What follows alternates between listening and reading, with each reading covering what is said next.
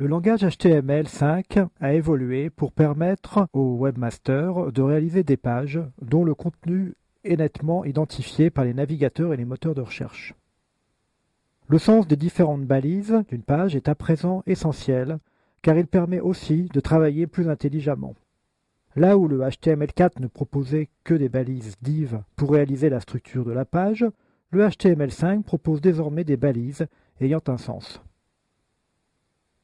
Par exemple, sur les schémas suivants, nous voyons cette différence.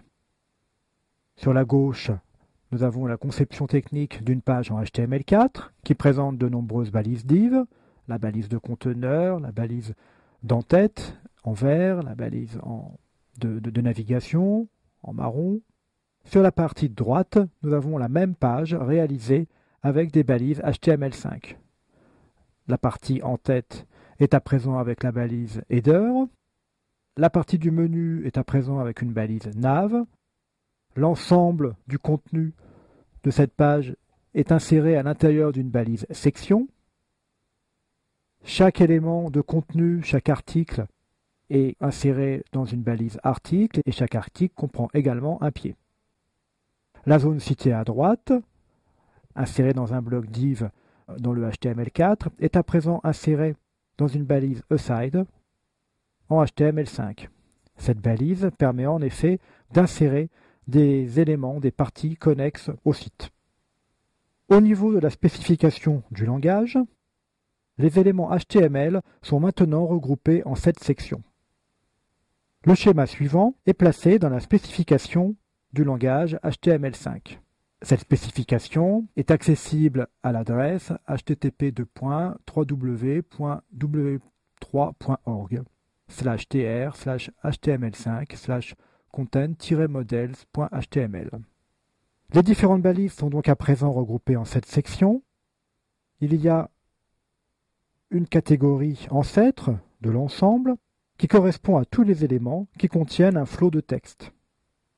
Cette catégorie regroupe donc presque toutes les balises, à l'exception des quelques balises metadata suivantes, qui sont placées en fait ici dans la zone externe.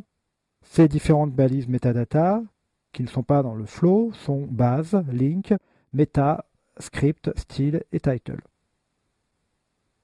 Nous avons ensuite une catégorie phrasing content, qui correspond aux éléments qui apparaissent dans le texte. Tous les éléments apparaissent donc phrasing content, l'élément A, audio, map, meta, les éléments sub, strong, etc. Donc ce sont tous les éléments que l'on pouvait qualifier dans le temps d'éléments inline. Ensuite, nous avons une catégorie, section in content, ce sont les éléments qui créent des sections, des parties dans la page. Il y a 4 balises dans cette catégorie. Ce sont les balises article, aside, nav et section. La catégorie embed, placée elle-même dans la catégorie phrasing, contient des éléments qui permettent d'ajouter ou d'afficher des ressources externes dans le document HTML. La catégorie interactive permet de fournir des éléments qui auront une interaction avec l'utilisateur.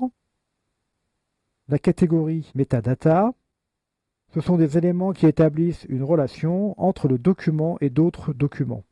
Les éléments qui établissent la présentation ou le comportement du document. Nous rencontrons ici les balises link ainsi que la balise script ou style.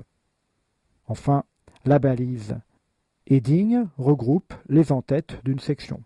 Nous avons à l'intérieur de cette zone les balises de type H1, H2, H3, H4, H5, H6, ainsi qu'une nouvelle balise hgroup qui permet de regrouper des titres. Dans la catégorie section in content, que nous venons de voir juste à l'instant, il y a 4 balises qui permettent de structurer l'information d'une page.